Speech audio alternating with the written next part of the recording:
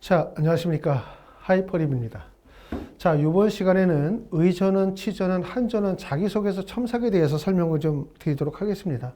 자기소개서가 정말 영향력이 있나? 라고 생각하시는 분들도 계시지만 실제 이제 합격생들의 사례를 보면 의전원이나 치전원이나 한전원에서 자기소개서의 영향은 좀 꽤나 크다. 자소서가 정말 중요하다. 이 점을 다시 한번 좀 말씀을 드릴 수가 있어요. 그렇기 때문에 자기소개서를 단지 제출하는 서류이기 때문에 작성해서 내야 된다가 아니라 내가 가지고 있는 학업의 부족성, 학업의 우수성이나 또 학업이 다소 부족하다고 한다면 내가 가지고 있는 활동의 우수성, 또 활동이 다소 부족하다고 한다면 이를 보완하고 본인의 우수성을 입증하고 알리는 거, 평가받는 거, 그게 바로 자기소개서의 역할이라고 말씀을 드릴 수가 있을 것 같아요. 자, 2025학년도 의학전문대학원의 모집 인원은 42명, 전년도하고 큰 차이가 없겠죠. 당연히 사이과대학 하나만 지금 남아있는 상태고요. 치전원에서는 서울대학교 치전원, 그 다음에 전남대학교, 그 다음에 부산대학교 치전원 3개 대학이 130명을 선발하고 한의학전문대학원은 부산대학교 한전원만 남아 있습니다. 그래서 총 25명이고 전체 모집 인원은 129명이기 때문에 예전에 비해서 모집 인원이 많이 줄었죠. 보시는 것처럼. 자, 지원 연원과 경쟁률을 보시게 되어지면 자, 차의과대학 같은 경우에는 일반 전형이 경쟁률이 전년도와 거의 비슷해요. 8.33의 경쟁률, 36명 모집에 지원 인원이 300명이 지원했습니다. 자, 전남대학교 일반 전형은 자, 선발 인원이 19명이고요. 전년도 같은 경우를 보니까 경쟁률이 8.83 정도의 경쟁률이기 때문에 아마 그 전년도와 비슷할 거라고 보여지고 부산대학교 국내대학 출신자는 경쟁률이 6.5대 1의 경쟁률, 연명 모집에 65명이 지원을 했고 부산대학교에서 지역고교 자연계는 2.75, 지역대학 자연계는 3.8이니까 지역인재 전형이 얼마나 유리한지를 좀 보여줄 수 있고요. 전남대학교도 마찬가지로 지역고교 출신자나 지역대학 출신자들은 그만큼 유리할 수밖에 없습니다. 우리가 뭐 의전원이나 치전원이나 한전원이 예전보다 모집 인원이 많이 줄었다, 그만큼 불리하다 이렇게 말씀하시는 거 맞아요. 대신 모집 인원이 준 만큼 실제 준비하는 학생들도 많이 줄었고 준비하는 학생들이 줄면서 준비 기간도 줄었어요.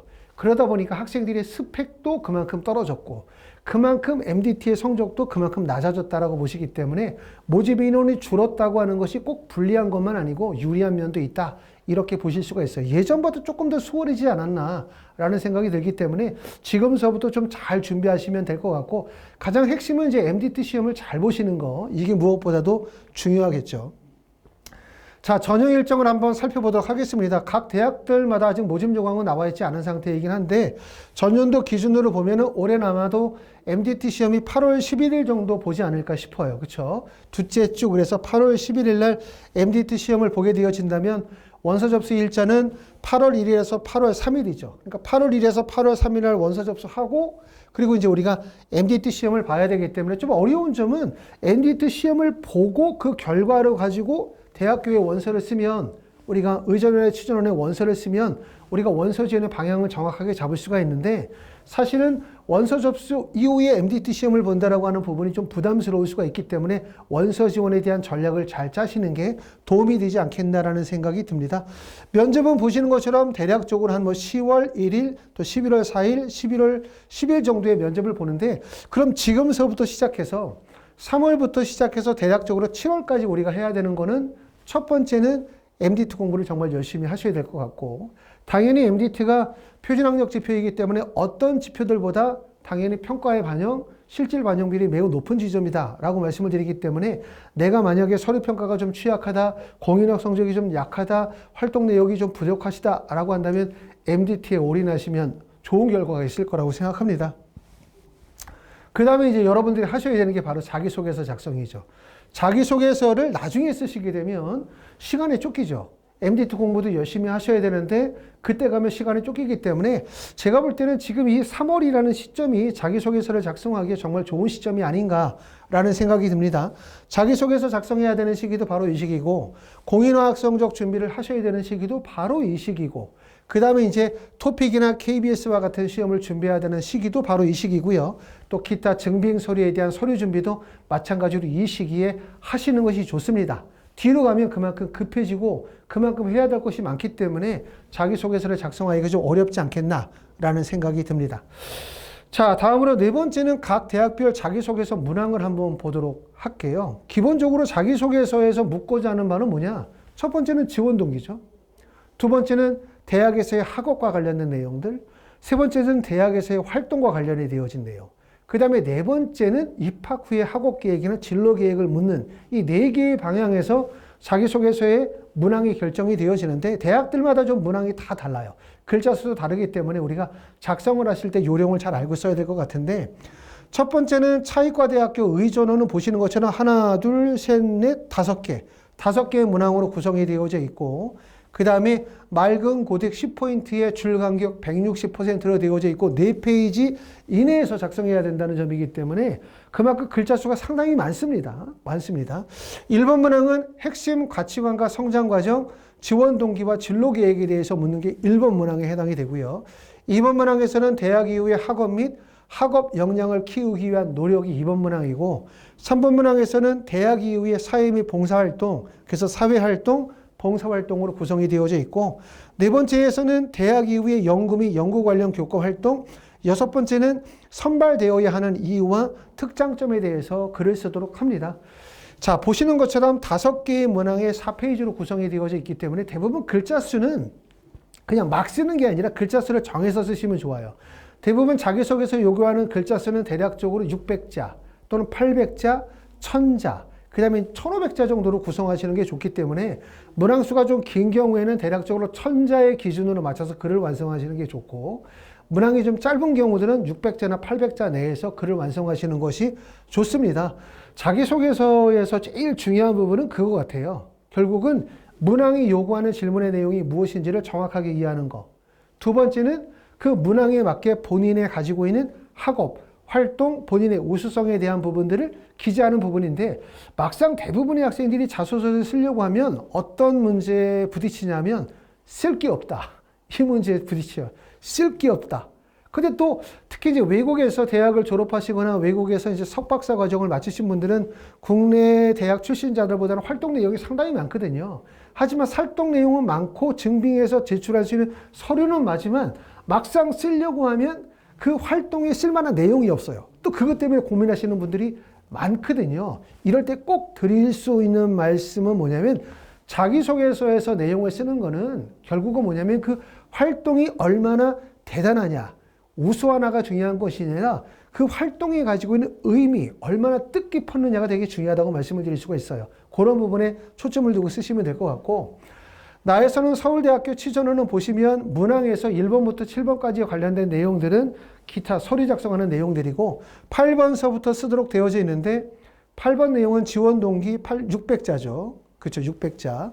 그 다음에 9번 내용은 성장 과정의 특징이나 교육 환경에 대해서 600자로 쓰도록 되어져 있고 10번 내용에서는 대학 생활인데 학업 관련된 내용으로 600자, 11번에서는 학업 외 활동이죠. 학업 외 활동이라고 한다면 대부분 뭐냐면 학업과 연관되어진 활동을 칭한다고 볼 수 있어요. 그렇죠? 그럼 대부분 실험실 활동이라든가 또는 연구 논문 작성이라든가 기타 전공과 관련이 되어진 탐구 활동들을 기술하는 내용으로 보시면 될 것 같고 관심 분야 및 졸업 후의 활동 계획에도 쓸 수 있는 부분 그 다음에 13번째는 기타 600자 이내로 쓰는 과정인데 예전에 비해서 사실 봉사활동의 의미는 많이 축소가 됐거든요. 더군다나 코로나를 겪고 좀 지났다 하더라도 코로나 시기를 거치면서 교회 활동들 중에서 봉사활동의 의미는 크지 않아요. 그리고 봉사활동은 한 줄만, 첫 줄만 써도 그 다음의 내용들이 어떻게 전개될지 대부분 다 이해가 되기 때문에 봉사활동의 내용들을 글에다가 쓰는 거, 자기소개에다 쓰는 거는 그만큼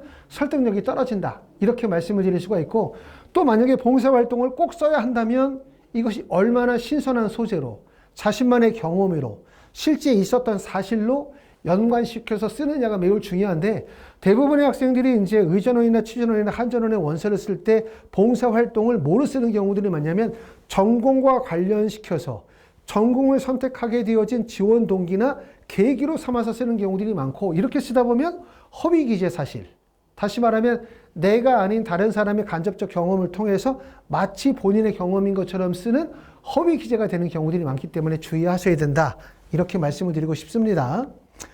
자, 부산대학교 치전원 한전원은 자기소개서 문항이 동일한데 보시는 것처럼 1500자 구성이 되어져 있어요. 1500자, 1000자, 1000자니까 3500자로 구성이 되어져 있고 글자 수는 꽤나 많죠. 보시는 것처럼 자기소개서 문항이 1500자인데 성장 배경, 대학생활, 지원 동기, 자기 성격 및 특기라고 되어져 있으면 저 각각의 항목을 다 써서 1500자를 채운다고 보실 수는 없고요. 저기서 2개 정도 선택하시면 좋아요. 2개. 예를 들어서 성장 배경과 뭐 지원 동기라든가 대학생활과 자기 성격이라든가 2개 정도를 담아서 1500자를 700자, 800자 또는 800자, 700자 정도로 구성을 해야만 글의 구성이 되지 저 4개를 다 쉽게 말하면 막 300자, 300자씩 나눠가지고 글을 쓰다 보면은 결국 글의 내용들이 설득력이 떨어지죠.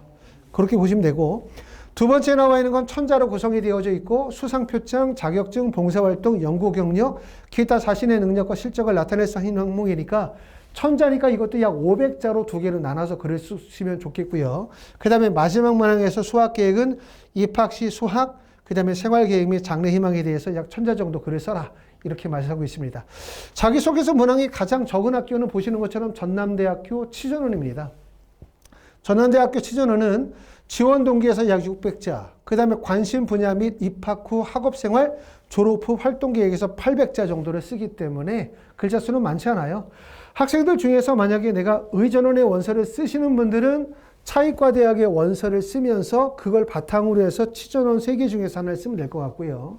또 만약에 의전원의 원서를 쓰지 않는다라고 하는 분들은 전남대나 부산대나 아니면은 전남대나 부산대나 서울대 중에서 하나를 선택해서 자기소개서를 쓰시면 되지 않을까라는 생각이 듭니다. 아까도 말씀을 드렸었던 것처럼 자기소개서는 중요해, 중요하지 않아. 이러면 자소서는 그냥 쓰는 거야. 이렇게 생각하지만 다시 한번 말씀을 드리면 자소서로 합불이 결정된다. 이렇게 생각하셔야 돼요. 자기소개서를 잘 쓰면 붙는다. 자기소개서를 못 쓰면 떨어진다라고 생각해야 돼요. 국내 대학의 출신자들은 자소서를 막상 쓰려고 하면 어떻게 써야 될지 몰라요. 그렇죠. 대부분의 학생들이 문과 학생들도 있지만 자연계열의 학생들이 의전원의 치전원의 원서를 쓰다 보니까 고등학교 이후로 이렇게 긴 문장을 써본 적이 없다 보니까 사실상 쓸만한 내용들이 없고 또 외국의 대학을 졸업하고 오신 분들은 아무래도 한국어로 작문을 쓰는 것이 그렇게 쉽지 않기 때문에 자기소개서 쓰는 게 결코 쉽지 않다.